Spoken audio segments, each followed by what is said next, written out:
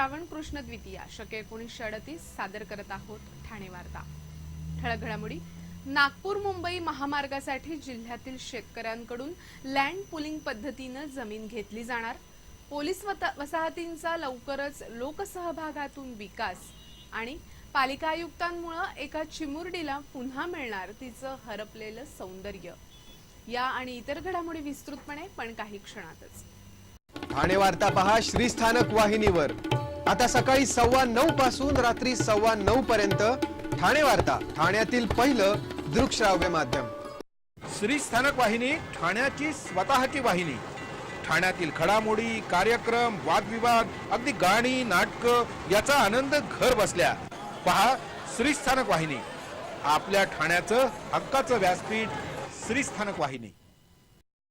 ठाणे वार्ता आता संकेतस्थळावर देखील ठाणेवार्ता.com वर क्लिक करा आणि ठाण्याच्या घडामोडी जाणून घ्या। ठाण्यातील पहिलं ऑनलाईन माध्यम ठाणेवार्ता.com। नमस्कार मंडळी, दर रविवारी पाहायला विसरू नका। नमस्कार मंडळी, आपल्या प्रश्नांचं थेट उत्तर। ठाणे वार्ता पहा श्रीस्थानक वाहिनीवर। आता सकाळी 9:15 पासून रात्री 9:15 पर्यंत ठाणे वार्ता, ठाण्यातील पहिलं दृकश्राव्य माध्यम। आई वडिलांचं हातावरचं पोट आणि घरात 18 विश्व दारिद्र्य। लहानपणीच उंदरानं नाक कुरतडल्यानं 6 वर्षीय अहना या चिमुकलीचं सौंदर्य हरपलं। घरच्या गरिबीमुळे उपचार करणं महाग बनलं। आणि देवदूताप्रमाणे ठाणे महापालिका आयुक्त संजीव जयस्वाल सरसावले। एका कार्यक्रमादरम्यान आयुक्तांची नजर अहनावर पडली आणि त्यांनी तिच्या नाकाची प्लास्टिक सर्जरी करण्याची जबाबदारी उचलल्यानं चिमुकल्या अहनाला तिचं हरवलेलं सौंदर्य पुन्हा लाभणार आहे। अहना शर्मा महापालिकेच्या मानपाडा शाळा क्रमांक 54 मध्ये इयत्ता पहिलीत शिकते। घरची परिस्थिती हलाखीची। आई घरकाम तर वडील मोलमजुरी करतात। लहानपणी झोपेत उंदरानं अहनाचं नाक कुरतडलं। आर्थिक परिस्थिती बेताची असल्यानं खर्चिक उपचार होऊ शकले नाहीत। आपण इतरांसारखे नाकीडोळी छान दिसू शकत नाही हे शल्य देखील तिच्या बालमनाला उमगलं नव्हतं। आहे त्याच परिस्थितीत अहना शाळेत जात होती, मात्र आजचा दिवस तिच्यासाठी खास होता। महापालिकेच्या एका कार्यक्रमासाठी महापौर, उपमहापौर, पालिका आयुक्त तिच्या शाळेत आले होते। कार्यक्रम सुरू असतानाच आयुक्तांची नजर अहनावर पडली।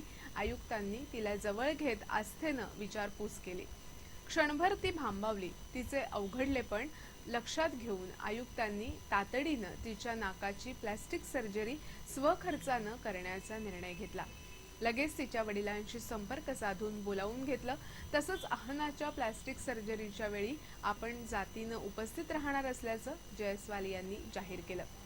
मानवतेच्या दृष्टिकोनातून जयस्वाल यांचा हा निर्णय म्हणजे एका चिमुकलीला तिचं हरपलेलं सौंदर्य परत मिळवून देणारा आहे। ठाणे जिल्ह्यातील 44 गावांमधून जाणाऱ्या नागपूर मुंबई महामार्गासाठी जिल्ह्यातील शेतकऱ्यांकडून लँड पुलिंग पद्धतीनं भागीदारी तत्वावर जमीन घेतली जाणार आहे।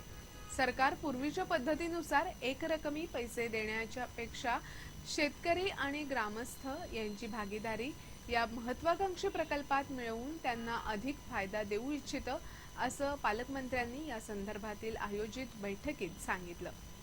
जिल्हाधिकारी कार्यालयात झालेल्या या बैठकीत शेतकरी आणि ग्रामस्थांनी आपल्या शंकांचं समाधान करून घेतलं। एखाद्या प्रकल्पासाठी भूसंपादनाची पूर्वापार पद्धत शासन पार पाडते, परंतु शेतकऱ्यांशी आधीच चर्चेद्वारे त्यांच्या सूचनांचा समावेश करून मुख्यमंत्र्यांच्या उच्चस्तरीय समितीसमोर मांडल्यामुळे जमीन देऊ इच्छिणाऱ्या गावकऱ्यांच्या अडचणीही लक्षात येतात आणि त्यावर तोडगा काढता येतो। या दृष्टीनं ही बैठक जिल्हाधिकाऱ्यांच्या माध्यमातून आयोजित करण्यात आली होती, असं या बैठकीनंतर पालकमंत्र्यांनी सांगितलं। राज्याच्या केवळ परिवहनातच नव्हे तर आर्थिक प्रगतीत क्रांती घडवणारा नागपूर मुंबई शीघ्रसंचार द्रुतगती मार्ग, त्याचे जोडरस्ते आणि त्यावरील टाउनशिप यांच्या उभारणीसाठी आवश्यक असणाऱ्या जमिनी लँड पुलिंगनं घेणं म्हणजे नक्की काय याचं मार्गदर्शन राधेश्याम मोपलवार यांनी केलं। या महामार्गाची रुंदी 120 मीटर असल्यानं 52,000 एकर जमीन आवश्यक आहे। या नियोजित द्रुतगती महामार्ग प्रकल्पामध्ये लँड पुलिंग योजनेअंतर्गत भूधारकांना संपादित जमिनीच्या मोबदल्यात 25 ते 30% बिनशेती विकसित जमीन किंवा भूखंड देण्यात येणार आहेत। याशिवाय 1 एकर साध्या शेत जमिनीस 20 ते 40 हजार रुपये वार्षिक अनुदान आणि बागायती जमिनीस त्यापेक्षा अधिक वार्षिक अनुदान देण्याचा प्रस्ताव आहे, असंही मोपलवार यांनी सांगितलं। नारळवाला चाळीतील बाळगोपाळ मित्रमंडळातर्फे हिंदू हृदय सम्राट हृदयस्पर्शी अवयवदान दहीहंडी उत्सवाचं आयोजन करण्यात आलं होतं। सुप्रसिद्ध सामाजिक कार्यकर्ते डॉक्टर प्रकाश आमटे आणि त्यांच्या पत्नी मंदाकिनी आमटे यांच्या उपस्थितीत दहीहंडी पूजन करून उत्सवाला सुरुवात झाली। या दहीहंडीचं यंदाचं हे रौप्य महोत्सवी वर्ष होतं। यापूर्वी हा उत्सव महासरस्वती दहीहंडी उत्सव म्हणून साजरा होत असे, मात्र त्यानंतर हा उत्सव हिंदू हृदय सम्राट हृदयस्पर्शी अवयवदान दहीहंडी उत्सव म्हणून साजरा करण्यास सुरुवात झाली। यंदाच्या उत्सवात ठाणे, मुंबई, अंबरनाथ, डोंबिवली, विक्रोळी आणि मालाड येथील 16 शाळांतील 578 विद्यार्थी सहभागी झाले होते। या उत्सवामध्ये कोणत्याही प्रकारची थर लावण्याची स्पर्धा नसते। दिव्यांग मुलांच्या जीवनात जिद्द निर्माण करता यावी याकरता हा दहीहंडी उत्सव साजरा केला जातो।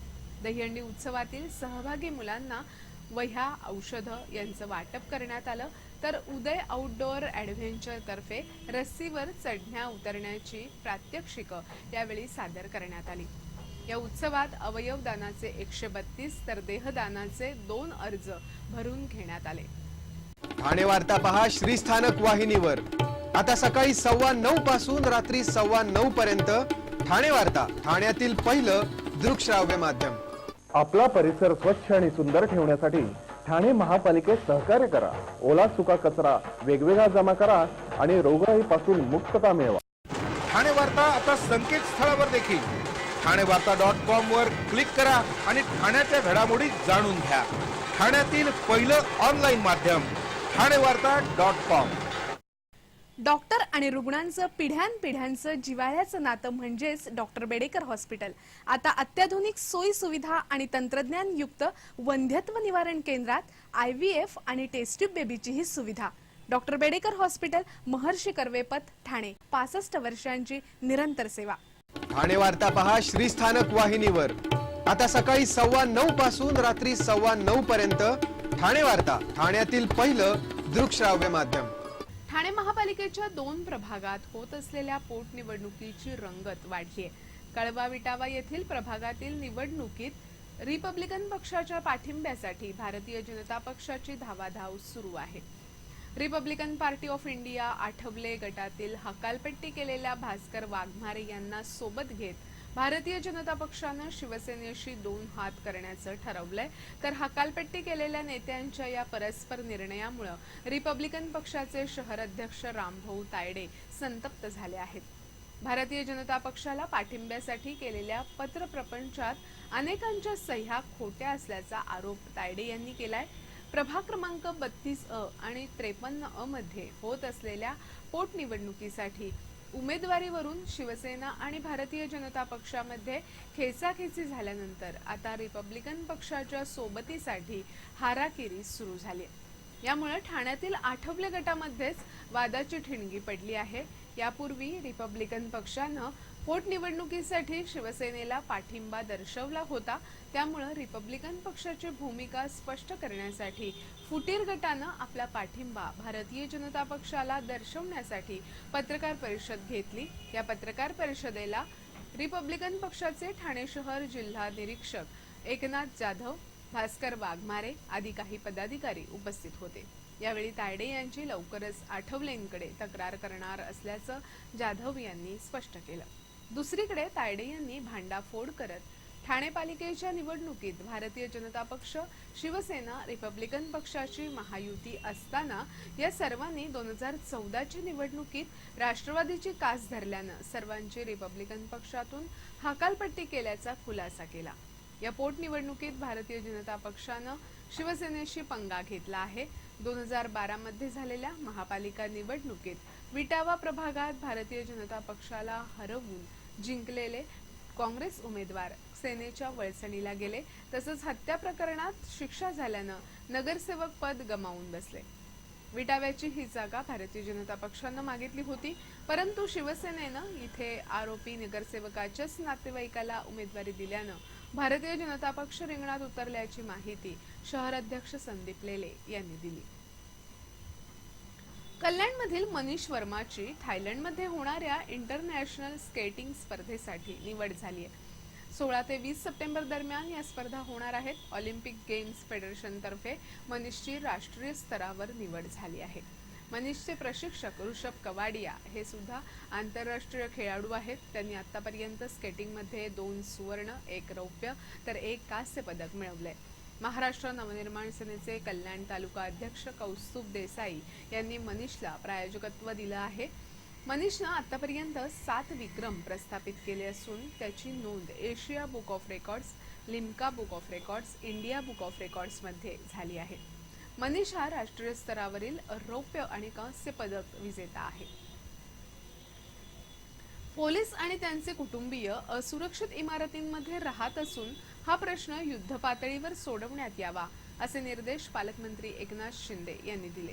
वर्तकनगर पोलीस वसाहतीच्या पुनर्विकासाबाबत बैठक एकनाथ शिंदे यांच्या दालनात आयोजित करण्यात आली होती.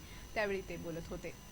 ठाणे शहरातल्या सर्व धोकादायक पोलीस वसाहतींचं सर्वेक्षण करून लोकसहभागातून या वसाहतींचा पुनर्विकास करण्याच्या पर्यायाचा बैठकीत विचार करण्यात आला.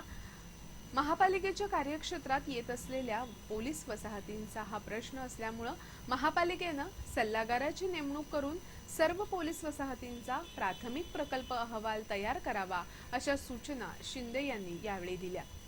या सर्वेक्षणामुळे किती सदनिका या घडीला आहेत, किती अतिरिक्त सदनिकांची पोलीस विभागाला आवश्यकता आहे, तसंच त्यांचे क्षेत्रफळ किती उपलब्ध होऊ शकेल याची माहिती मिळून पुढील निर्णय घेणं सोपं होणार असल्याचं त्यांनी सांगितलं.